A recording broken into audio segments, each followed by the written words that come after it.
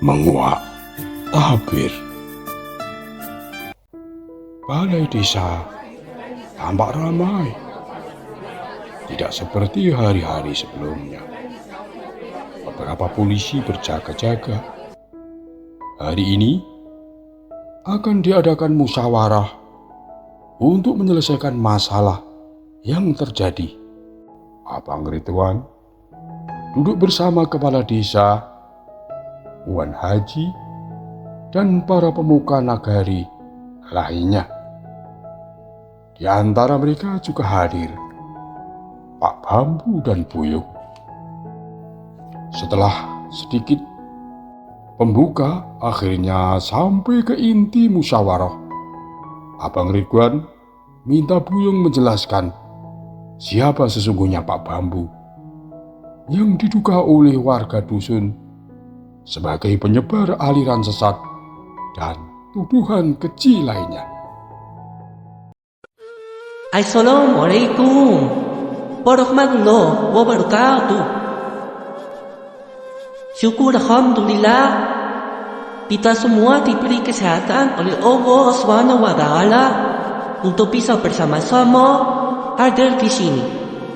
Ayolah, untuk mempersingkat waktu, saya selaku warga dusun sekaligus pengrajin bambu dusun kita saat ini akan membuka tabir siapa sesungguhnya orang yang telah bapak dan ibu tuduh sebagai orang jahat dan lain sebagainya itu.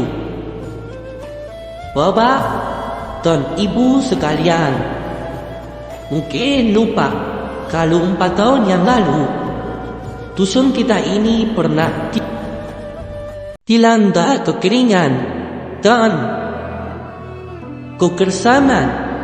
Kala itu semua mata air mengering, sungai-sungai tampak sampai ke dasar, sawah dan ladang terbenggelai, hingga semua ayah, suami, abang, kakak meninggalkan dusun ini untuk mencari kehidupan yang lebih layak di kota. Dusun ini menjadi sepi, menan seperti rumah tak bertuan. Tapi aku yang kala itu masih duduk di bangku sekolah tetap bertahan di dusun ini, mencari air dari bukit dan lembah untuk keperluan rumah dan surau. Sampai akhirnya aku menemukan sumber mata air yang mengalir deras di atas bukit di dalam hutan sana, di dekat sebuah pondok bambu yang dihuni oleh lelaki tua anak dan misterius. Terus saja aku takut kepadanya, tapi dia jugalah yang telah mengeluarkan racun dari kakiku yang digigit ular berbisa. Dia bahkan mempersilahkan aku mengambil air sebanyak-banyaknya. Wan Haji mungkin masih ingat kejadian aku berulang mengisi tempat penampungan air di surau kita. Dialah orang yang mengajarkan kepadaku apa gunanya menanam bambu di lereng bukit, di lembah, di tepian sungai, dan di banyak tempat. Aku dan dia menanami semua bukit dan lereng yang gundul dengan bambu, hingga akhirnya semua sumur di dusun ini kembali bisa ditimba mata air di mana-mana. Sawah dan ladang tidak lagi kekeringan, sungai mengalir, kolam bergemericik, dan tambak ikan kembali hidup. Itu semua berkat bambu-bambu yang terus ditanam oleh dia. Tunjuk Buyung kepada Pak Bambu yang memejamkan matanya.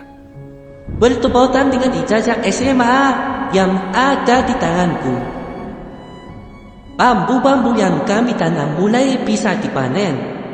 Ia memberi petunjuk kepadaku bagaimana mengolah bambu menjadi uang, hingga kemudian aku tidak jadi pergi merantau mencari pekerjaan di kota.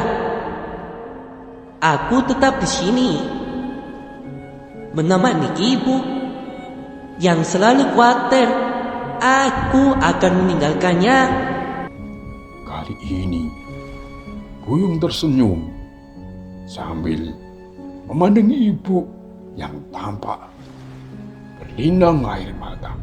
Hingga sampai saat ini, dusun ini telah jadi sentra industri kerajinan bambu. Banyak keluarga utuh kembali hidup bersama lagi dengan lengkap. Ayah dan para suami kembali ke dusun dari kota mencari nafkah dengan bambu-bambu yang tersedia melimpah ruah. Tapi dia, bapak bambu si penanam air itu, tidak pernah mau aku menyebut namanya di depan siapapun. Dia tidak ingin ada yang tahu akan keberadaannya. Bukan karena dia buronan atau penjahat yang lari dari tahanan. Bukan juga. Dia begitu karena ingin menyebarkan ajaran sesat. Jelas sekali itu fitnah. Buyung nampak emosi dan menarik nafas dalam-dalam, lalu menghembuskannya perlahan-lahan. Dia tahu, dia sadar, dia berbeda dari penduduk dusun ini.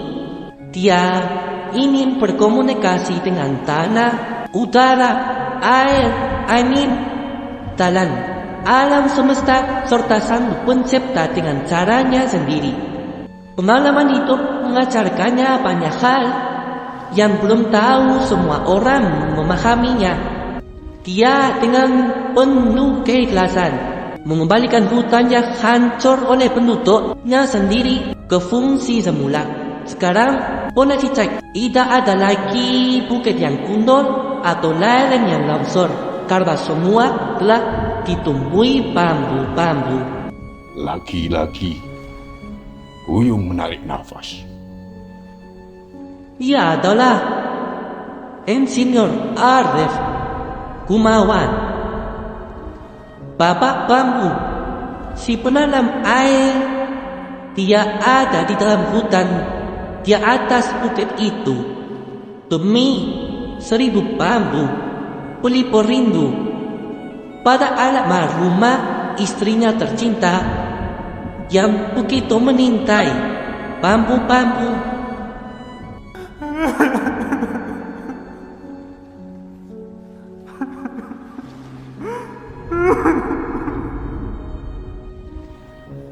Kali ini Buyung seakan tidak dapat menahan air matanya.